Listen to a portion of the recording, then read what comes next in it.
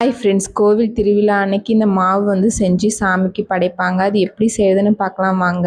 1 kilo பச்சரிசியை நல்லா wash பண்ணிட்டு காய வச்சிருங்க.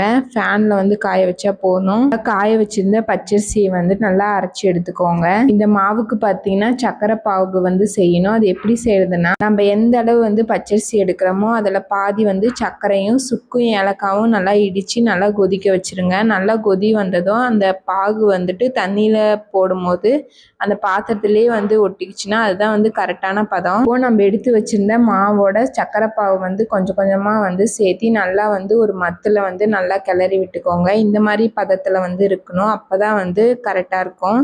கொஞ்சம் வெது வெதுப்பான சூட்டில் இருக்கும் போதே வந்து நல்லா வந்து அழுத்தி வந்து பிசைஞ்சிக்கோங்க.